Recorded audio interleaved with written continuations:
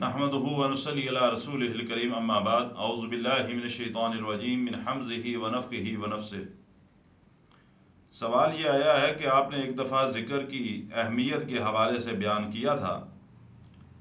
تو ذکر جو ہے وہ ہم نماز کے بعد کیا اسی جگہ بیٹھ کر کرنا چاہیے یا انسان اٹھ کر اپنے کام کرتا رہے اور ساتھ ذکر بھی کرتا رہے؟ پہلی بات تو یہ کوشش اس بات کی کرنی چاہیے کہ ذکر مسنون جو ذکر ہے نماز کے بعد والا، اس کو کوشش اس بات کی کرنی چاہیے کہ وہ انسان نماز پڑھنے کے بعد وہیں مصلی پر بیٹھ کے ہی ذکر کرے۔ امام ابن تیمیہ رحمہ اللہ نماز ادا کرنے کے بعد اگر کوئی شخص ان کو آ کر مصافحہ کرتا تو ان کا معمول ہوتا تھا کہ وہ بجائے اس کے کہ اس کے ساتھ مصافحہ کرتے بلکہ اپنے منہ کے اوپر ہاتھ رکھ لیتے، اور یہ اشارہ ہوتا کہ میں ذکر کے اندر مصروف ہوں، لہذا میں ابھی آپ کے سلام کا جواب نہیں دے سکتا، آپ سے مصافحہ نہیں کر سکتا۔ امام الانبیاء جناب محمد رسول اللہ صلی اللہ علیہ وسلم کا فرمان ہے کہ جب انسان نماز پڑھنے کے بعد مصلی پر بیٹھا رہتا ہے، یعنی جہاں اس نے نماز کھڑے ہو کر پڑھی، جس جگہ اس نے رکوع کیا، سجدہ کیا، وہ مصلی ہے، تو اللہ کے رسول فرماتے ہیں صلی اللہ علیہ وسلم کہ جب انسان نماز ادا کرنے کے بعد وہیں مصلی پر بیٹھا رہے اور اللہ کے ذکر کے اندر مصروف رہے تو آسمان سے اللہ کی نورانی مخلوق یعنی فرشتوں کا نزول ہوتا ہے، اور وہ کوئی دو چار نہیں ہوتے، ان گنت ہوتے ہیں، بلکہ حدیث کے لفظ ہیں کہ زمین سے آسمان تک کا خلا پر ہو جاتا ہے۔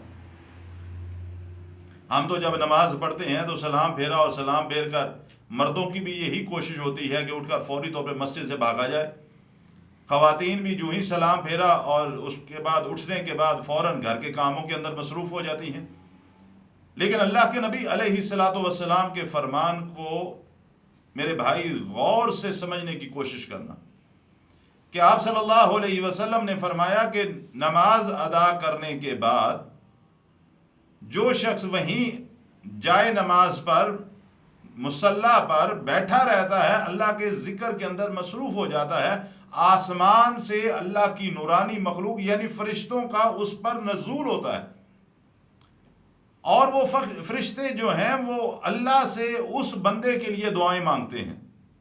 اب آپ یہ تصور کیجئے کہ ملائکہ کا نزول ہو اور وہ ملائکہ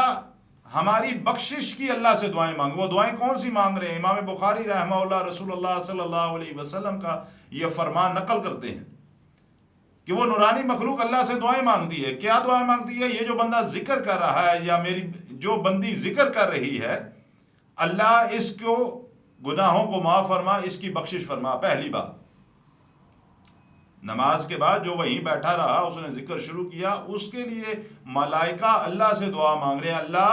یہ تیری بندی یا تیرا بندہ جو نماز کے بعد یہیں بیٹھ کر ذکر کر رہا ہے، پہلی دعا کیا ہے؟ اللہ کے رسول فرماتے ہیں، وہ مانگتے ہیں کہ اے اللہ اس بندے کی بخشش فرما،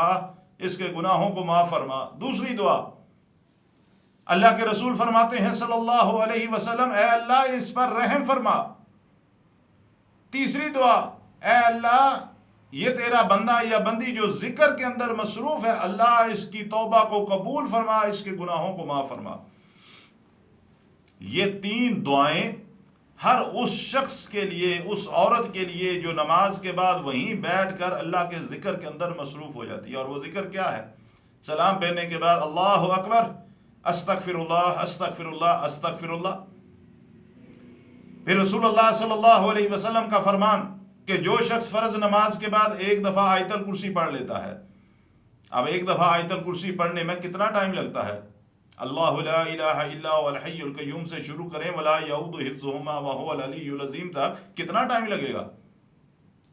1 منٹ، اس سے زیادہ نہیں لگتا اگر گھڑی پر ٹائم رکھا جائے تو۔ اللہ کے رسول فرماتے ہیں صلی اللہ علیہ وسلم، جو شخص بھی نماز پڑھنے کے بعد، فرض نماز کا سلام پھیرنے کے بعد ایک دفعہ آیت الکرسی پڑھ لیتا ہے، اس کے اور اللہ کی جنت کے درمیان صرف ایک پردہ حائل ہے، اور وہ پردہ کیا ہے؟ موت کا پردہ۔ اگر اگلی نماز سے پہلے پہلے موت آ گئی تو اللہ کے رسول صلی اللہ علیہ وسلم کے فرمان کے مطابق وہ بندہ سیدھا جنت میں داخل ہوگا. صرف وہ پردہ حائل ہے اور پردہ موت کا ہے. اور اگر اگلی نماز تک موت آ جاتی ہے تو اس آیت الکرسی کے پڑھنے کی برکت کی وجہ سے امام الانبیاء فرماتے ہیں صلی اللہ علیہ وسلم اللہ اس کو جنت کے اندر داخل فرما دیتا ہے. دوسرا ذکر بتاتا چلوں، اللہ کے رسول صلی اللہ علیہ وسلم نے فرمایا جو شخص فرض نماز کے بعد وہیں بیٹھا رہتا ہے 33 دفعہ سبحان اللہ، 33 دفعہ الحمدللہ، 33 دفعہ اللہ اکبر، یہ 99 ہو گئے،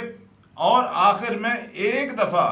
لا الہ الا اللہ وحدہ لا شریک لہ لہ الملک ولہ الحمد وہو علی کل شیء قدیر. جو شخص بھی فرض نماز کے بعد وہیں بیٹھا رہے 33 دفعہ سبحان اللہ، 33 دفعہ الحمدللہ، 33 دفعہ اللہ اکبر، اور آخری دفعہ لا الہ الا اللہ وحدہ لا شریک لہ لہ الملک ولہ الحمد وہو علی کل شیء قدیر، یہ کلمات پڑھ لیتے. اللہ کے رسول صلی اللہ علیہ وسلم اپنی نبوت کی سچی زبان سے یہ بات ارشاد فرماتے ہیں اللہ تعالیٰ اس کے زندگی کے سارے گناہوں کو معاف فرما دیتے ہیں، چاہے وہ گناہ سمندر کے پانی کی جھاگ کے برابر ہی کیوں نہ ہوں. میرے بھائی، اگر اللہ سبحانہ ہوا تعالیٰ، اب یہ ساری جو اذکار میں نے چاند ایک باتیں عرض کی ہیں، یہ کتنا ٹائم لگتا ہے آیت الکرسی پڑھنے میں اور یہ تسبیحات پڑھنے میں؟ 5 سے 7 منٹ لگ جائیں گے. اور اس کے بدلے میں کیا ہے؟ اگر موت آ جاتی ہے اگلی نماز سے پہلے اللہ جنت عطا فرما دے گا. زندگی میں بے شمار ہم نے گناہ کر رکھے ہیں، اگر اس دعا کی بدل سے، ان کلمات کی برکت سے اور برکت سے واقعتاً اگر انسان پورے خلوص کے ساتھ، پورے یقین اور نیت کے ساتھ یہ پڑھے، کیونکہ یہ کسی عام شخص کا بتایا ہوا ورد یا کلمہ نہیں ہے، بلکہ امام الانبیاء محمد رسول اللہ صلی اللہ علیہ وسلم کا فرمان ہے، جن کے بارے میں اللہ نے سرٹیفکیٹ جاری فرمایا ما ینطق عن الہوی ان ہوا الا وحی یوحی، کہ محمد عربی صلی اللہ علیہ وسلم کی زبان نبوت سے صرف وہ بات نکلتی ہے جو عرش والے رب کی بات ہوتی ہے. اگر ہم یہ کلمات پڑھ لیں تو میرے بھائی زندگی کے سارے گناہ معاف ہو جائیں گے. اللہ تعالیٰ مجھے بھی اور آپ کو بھی عمل کی توفیق عطا فرمائے.